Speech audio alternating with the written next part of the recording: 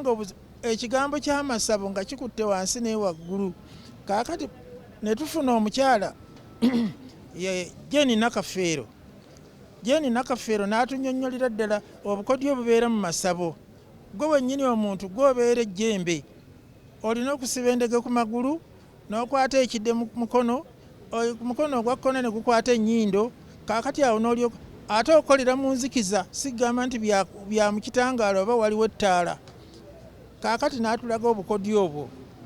Nzize ntambula naye okumala emyaka ddala kati 6 nga ne brazi oyo. Kwegamba nembeera mu luzungu kye bandise disciple, nembeera omuyigirizwa we nga nze mutambulira ku lusegere era buli kimu ng'abadde akinnyonnyola. Ne tuteekawo ekirabo ky'amaanyi. Twatandikira ku miliyoni 10, kuliko eggaali, kuliko ente. Omusamize yenna aleeta ejjembe n'aliteeka wano, ne tulisaba n'alitandika nti tutandike okwogera. Ajje bwe lyogera ensimbi zino azitwale n'ebiriko. Ne tugulumba n'abantu abo bo nga bawakana amayembe gye gali, naffe nga tugamba amayembe tegaliiyo. Kaakati oba ddala gye gali, tugende wali ku City Square nga tumaze n'okukola endagaano ne poliisi. Tugende mu City Square, oli aleeta ejjembe lye aliteeke wali mu City Square, aveeyo ajje eno gye tuli, ejjembe eryo aliragire litandike okwogera. Bwe linaayogera olujaluwo mu Kampala muno tubuzeemu mujaluwo anaatunnyonnyola ki ejjembe bye lyogedde. Bwe linaaba nti lyogera Lukiga, tetuyinza kubulwa Mukiga atunnyonnyola nti lino lyogedde mu Lukiga. Okukkakkana nga batugamba nti bajjajja tetuyinza kubajaajamya munnankani mulujjudde nankani, n'olwekyo nti bajjajja ffe situsobola tebayinza kujja mu lujjudde olwo.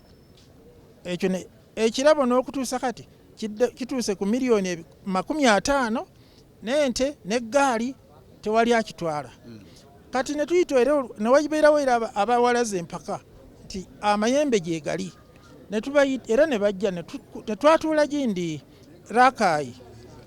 Kaakati mu lukiiko olwo ne batugamba nti okumanya nga amayembe gye gali, muleete abantu abasaaseredooti 100, naffe tuleete amayembe gaffe gakole ki, galyoke gabalinnye ku mitwe, balyoke bategeere nti amayembe ga mutawaana nnyo. Twabafuna. Kaakati Bishop Ddungu n'abatusuubiza ne tugenda nankaneere Emitiyana, omugenzi Bishop Mukwaya naye n'atusuubiza okubatuwa. Kaakati ne tugamba nti yes, nga tebannaba kujja tukole endagaano. Bwe mutusinga tubawa ssente ezo n'ente n'eggaali. Bwe tubasinga musasulire abasaaseredooti bano abanaava Ekiyinda, Mitiyana n'ab'e Kampala. Kaakati ab'amawulire baalinga bwana era bwe muli, ne batandika bakuba ebifaananyi abantu bano be tukola nabo endagaano. Kaakati abakyala abaali abasamize bakwata obusawo nga mukyala ne bateeka wano bwe bati nga tebaagala ebifaananyi faces zirabike. Abasajja nankani abaali bambadde bukaapusi buno obukuufiira ne babuweta ne bubikka amaaso gano. Awo byakoma.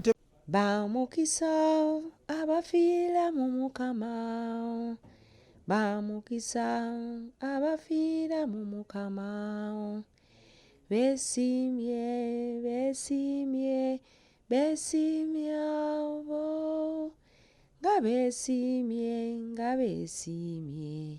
abafiira mu Mukama.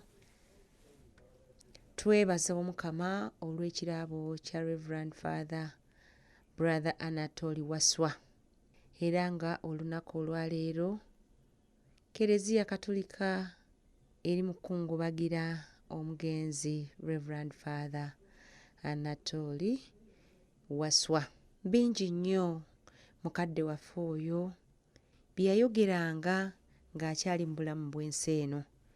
Era ekimu kye nzijukira, yateekawo ekirabo Ssemalabo zaali ssente n'eggaali maanyi ga kifuba, n'agamba oba waliwo omuntu yenna alina ejjembe eryogera alireete wali mulujjudde lyogere.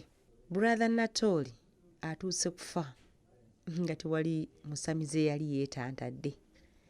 Awo nno kituwa ki ebyokuyiga? Nkikulekedde.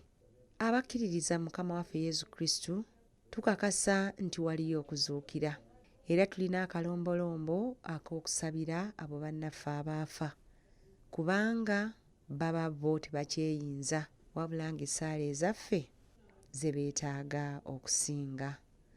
Olunaku olwaleero Kereziya Katolika egenda kusabira Reverend Fr.Br.Anatoli mu Luttiko e Rubaga.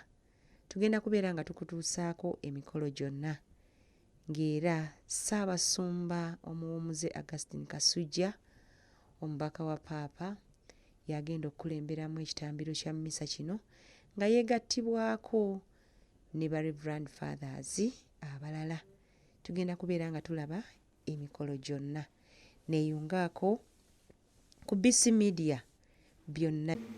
Nga Brother Fr.Anatoli yabatizibwa era mu batiisimu ye yafuna bw'atyo yamuwa okutukula era n'obulamu obubwe obuyisiza mu butukuvu, mu kutukula okwo atuuke mu bulamu obutaggwaawo, asinkane Omukama ng'atukula. Agenda okussaako omusaalaba nga Brother Fr.Anatoli omusaalaba agwetiisiza buzira mu nsi muno, okukkiriza kukuumye n'akuyigiriza n'abalala atuuke mu bulamu obutaggwaawo. Bagenda okussaako ekitabo ekitukuvu. Brother Fr.Anatoli abadde muweereza evanjiri ng'agiyigiriza, nga bw'agisomye ate n'ayigiriza ebyo ebituufu Omukama bwe yabituwa.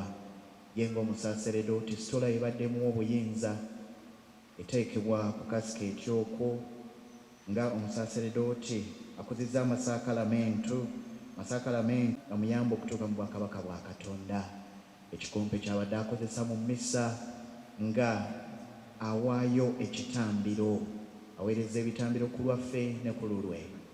Ekikompe ekyo naffe nno tugenda okuweereza ekitambiro ku lulwe, ye atakyasobola kukiweereza obutaggwaawo.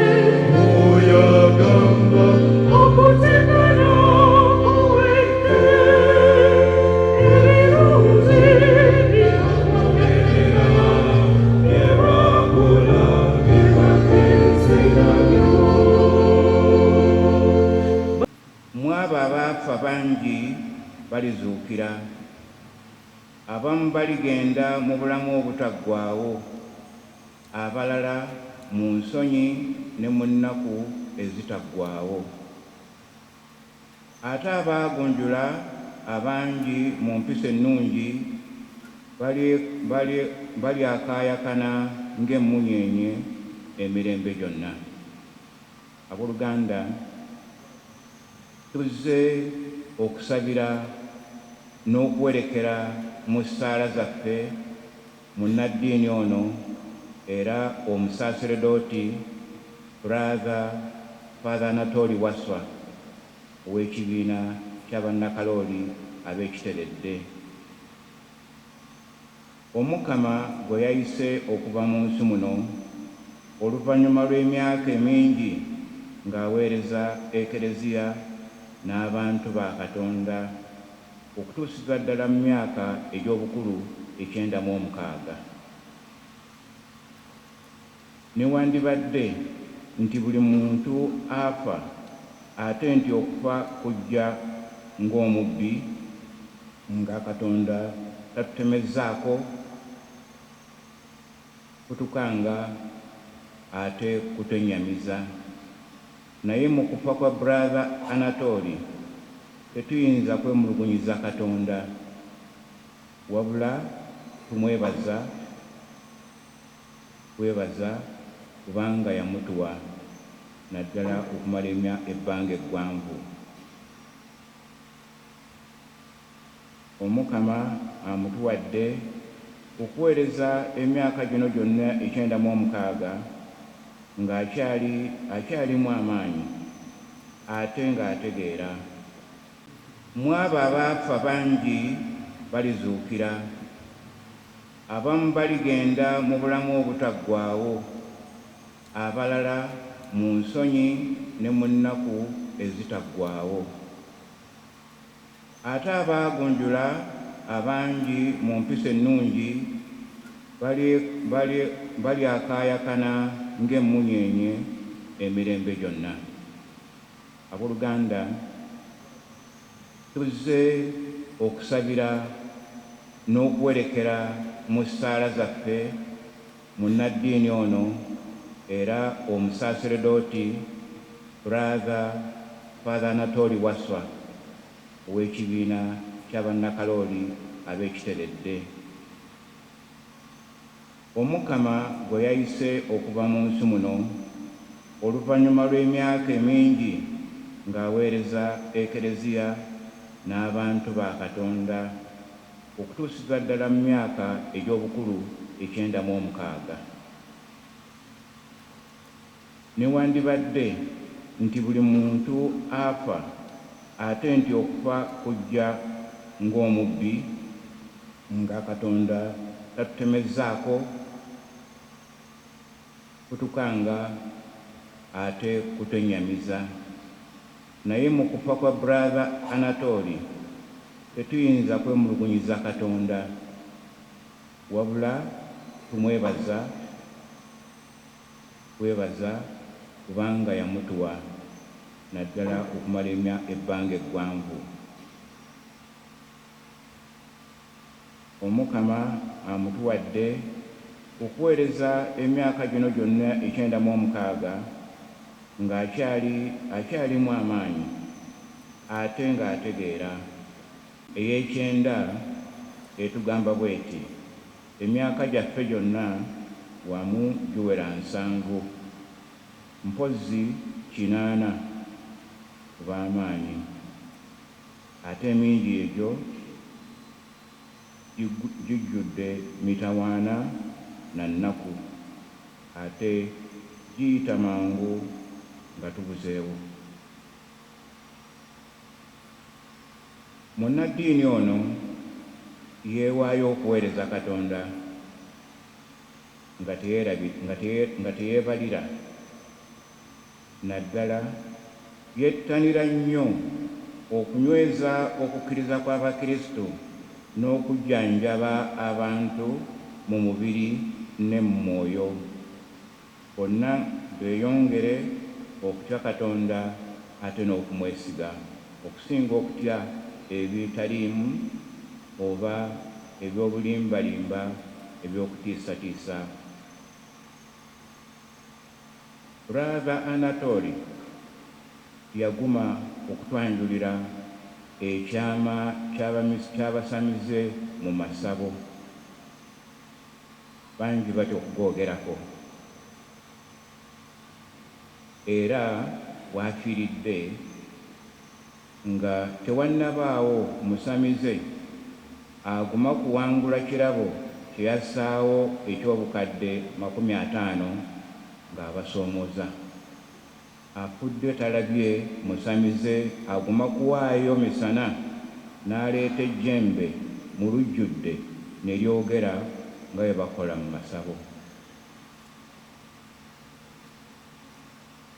Mu kitabo Fr.Br.Anatoli kye yawandiika ng'atwanjulira ekyama ky'abasamize mu masabo,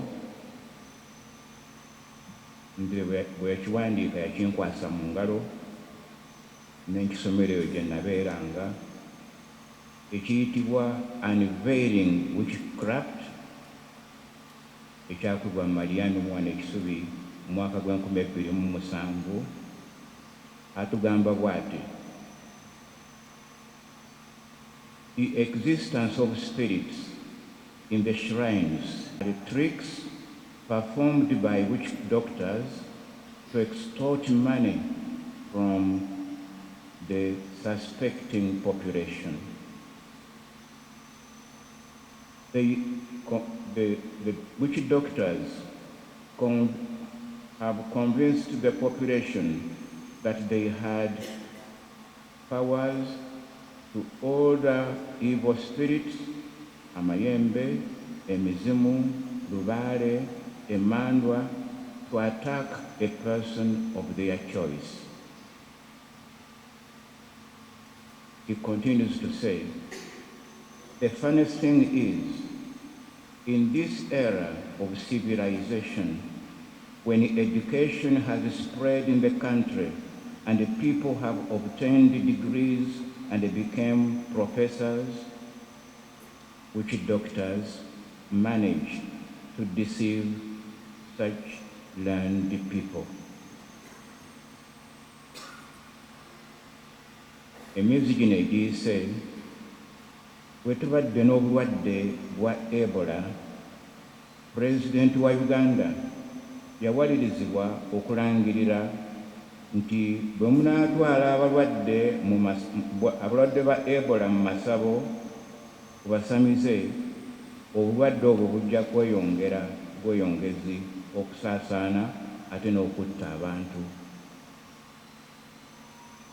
Nkakasa nti bangi baakiwuliriza era waayita ennaku ntono nga balangirira nti Ebola aweddewo mu Uganda. Ebyo omugenzi Fr.Br.Anatoli byayigirizanga obulamu bwe bwonna, ne Pawulo omutuukirivu byatujjukiza mu ssomo eryokubiri mu bbaluwa gye yawandiikira ab'e Roma ng'abagamba nti abooluganda bonna abatwalibwa mwoyo wa Katonda be baabo abaana ba Katonda. Mwe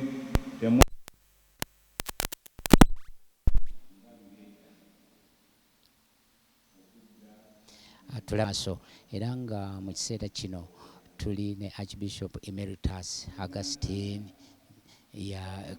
Kasujja yakulembeddemu mmisa eno, era nga ebimu ku bigenda mu maaso kwe kwogera ku birungi by'abadde akola. Omujulizi ddala nga omutuukirivu Kalooli Lwanga bwe yakola. Obadde abalwadde bangi abaali baddiridde mu kukkiriza obawadde amaanyi n'essuubi, n'obajjukiza nti Kristo ye kkubo, bwe bulamu era ge mazima. Genda owummule mirembe. Amen.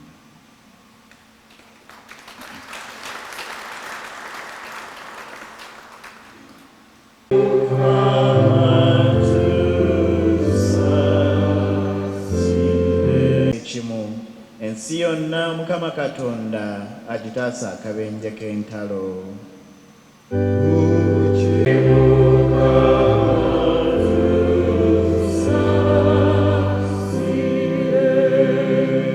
Brother Fr.Anatoli yafuna mu batismu ensi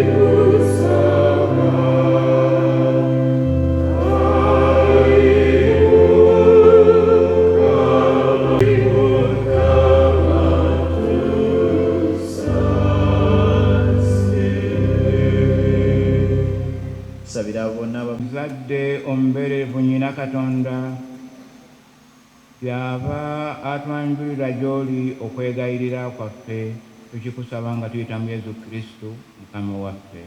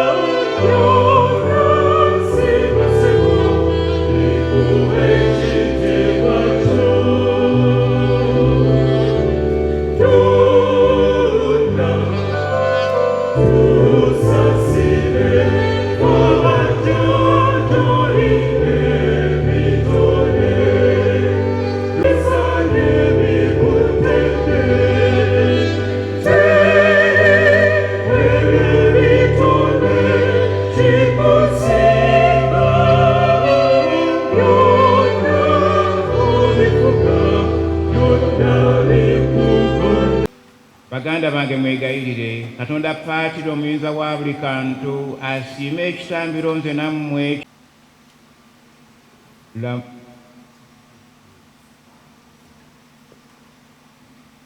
lamulwa okukkiriza ekitambiro kino kyewayagala okumutuusa mu kulokoka okutaggwaawo. Tukikusaba nga tuyita mu Yesu Kristo Mukama waffe.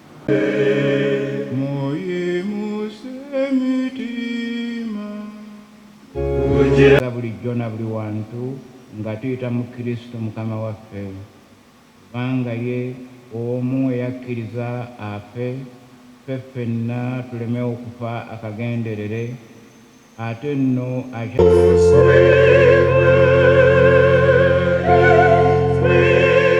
mulye ku kino mwenna, anti kino gwe mubiri gwange ogunaaweebwayo okubeera mmwe.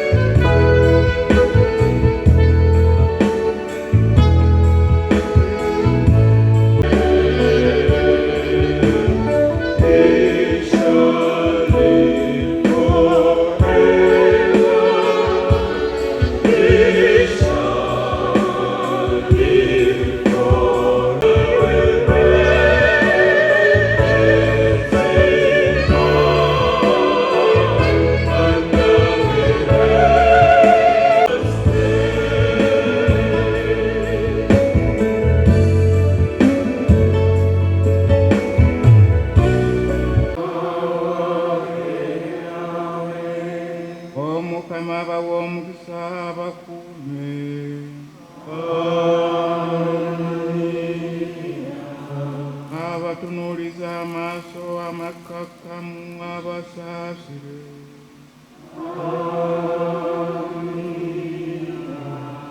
Akyukire gye muli abawa emirembe.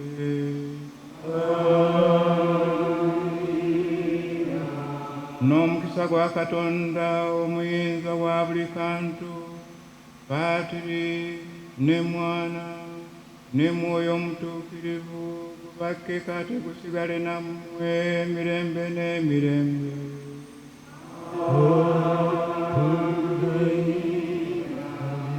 Misewe Mukama Katonda waffe yaniriza omugenzo n'atuwe omusego okubeera ye.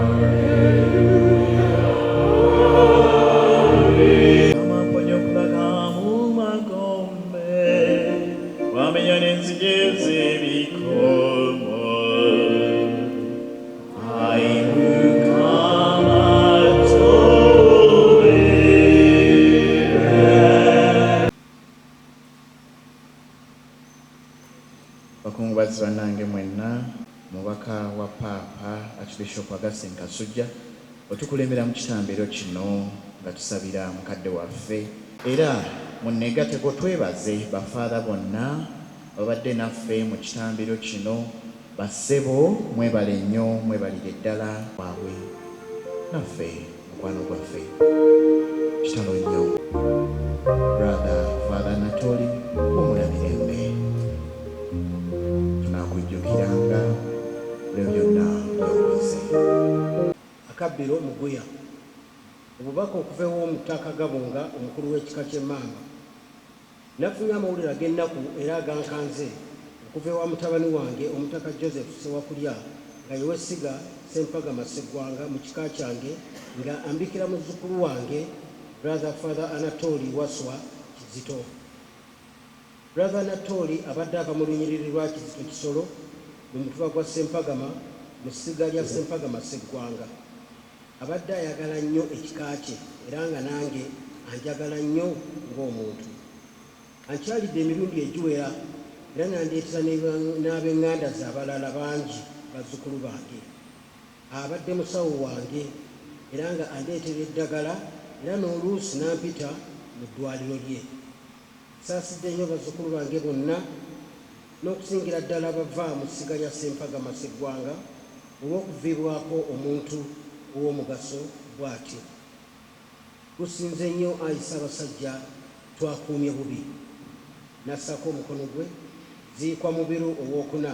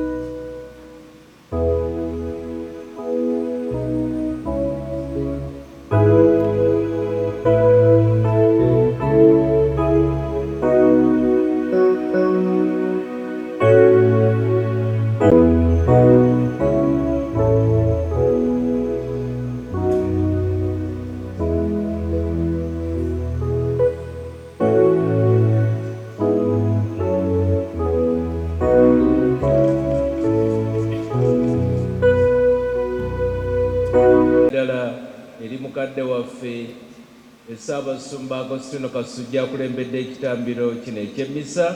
Sseba akwebazizza nnyo ate era nakubagiza okulaba nga tuviiriddwako omusosolooti era bulaza munnaffe ono, era nikwebaza ekitambiro ky'emmisa bala tumukubireko omugalo omukulu atulembesa.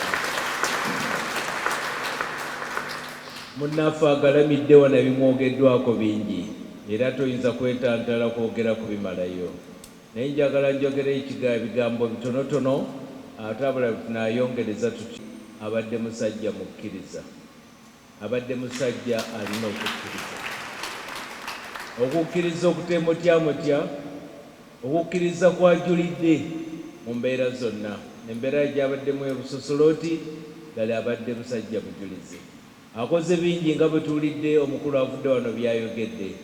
Emirimu gyagikoze mu mbeera eya buli ngeri, ajulidde okukkiriza kwe ye ku lulwe ng'omuntu, ng'omusosolooti ate era nga omukristu ddala owannamaddala. Ekyo tumwebaze ate naffe tumuyigireko.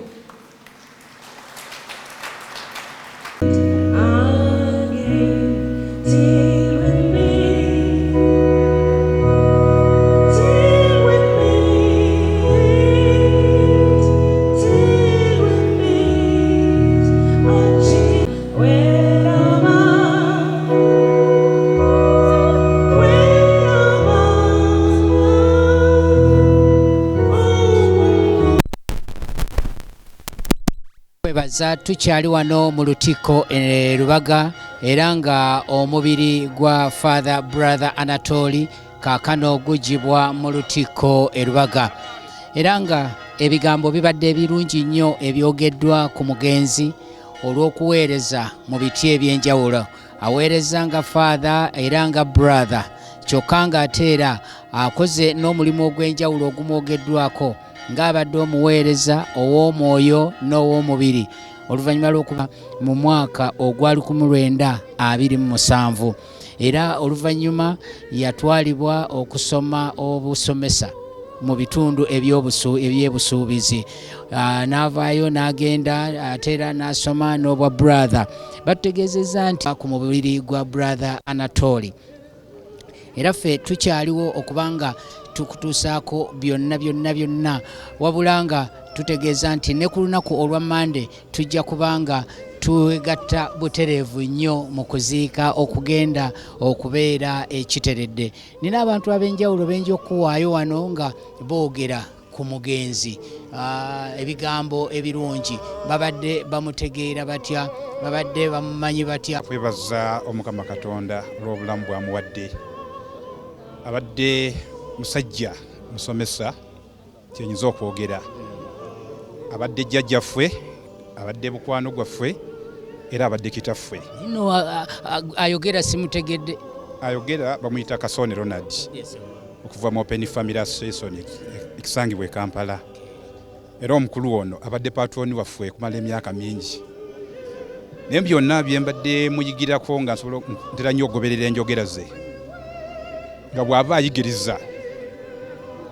ayigiriza atera nnyo okutuyigiriza ku byenfuna nga agira olusogo oba olupapula n'agamba mutunuulire wano nti bwe tuba tuyingiza kitono naye ate Joanita Nakamya Rebecca nga nzaalibwa Rweza Kajjansi parish ya Rweza. Nsaasira nnyo ba brothers mu Uganda. Primary nagisomera mu kigo kya twogera ku Fr.Br.Anatoli. Secondary nengenda ba brothers era be bansomesa banjigiriza eddiini okwagala abantu. Fr.Br.Anatoli abadde mujjanjabi waffe nnyo ekibuye wali ku roundabout, omwoyo gwe gumule mirembe. Bayita Naluggi ku kyalo Kalangaalo. N'asomera ebisuubizi mu mwaka ogwana, okutuuka mu mwaka ogwana mu 6 n'agenda ekiteredde. N'asoma mu mwaka ogwana mu 7 n'afuna n'abeera brother n'alagaana mu kibiina ky'aba brothers. Bwe yava ekiteredde ne bamutwala ebusuubizi mu Teachers College okusoma obusomesa.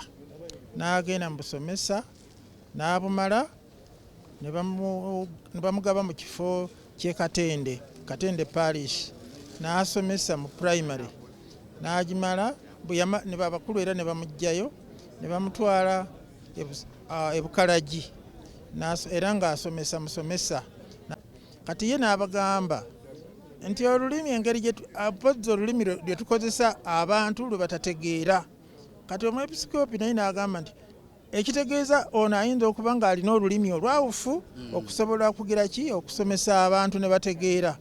Kyava amugamba nti kaakati nno gwe katandika okusoma obusaseredooti. Naye ng'akola asoma emisomo gya seminaariyo ate nga era bw'akola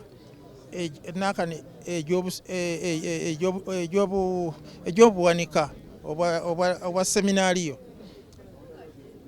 Emyaka bwe gyaggwako egya philosophy, balina okumala emyaka 4 egya philosophy, n'agimalako ne bamuwa ekigezo ekisembayo ekimaliriza philosophy n'akikola bulungi.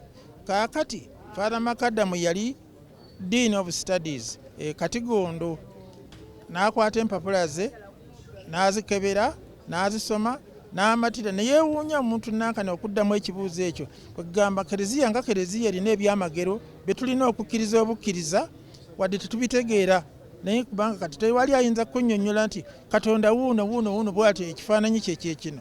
Kati ye n'abannyonnyola bannange batirinita bano abasatu. Kwegamba ekigambo kya tirinita kitegeeza abasatu naye ng'ate benkanankana, Paatiri, Mwana ne Mwoyo Mutuukirivu. Kaakati n'akiddamu. Abasomesa ne balabira ddala nti ono si omuyizi wa bulijjo. Ne bagamba nti n'ebibadde bikyasigadde mu maaso tokyagenzeeyo, bikomi wano bakuwa obudyakoni oluvannyuma obeera omusaseredooti. Ne bamugaba mu parishi n'agenda n'akola pasitoro n'agimala ne bamuwa obusaseredooti n'atandika omulimu.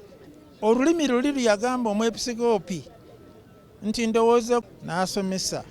Oluvannyuma abakulu ne bamukwasa emirimu gy'ekibiina okubeera omuwanika. N'awanikira emyaka 12. Oluvannyuma ne bamutwala e Katigondo okubeera omuwanika wa seminaari enkulu.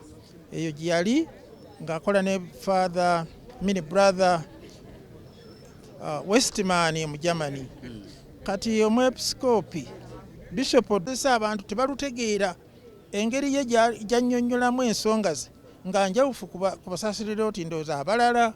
Kaakati omwepisikoopi n'akola ki? N'atandika okumuwa emirimu egyo egy'okulabirira abafumbo, egy'okujjanjaba.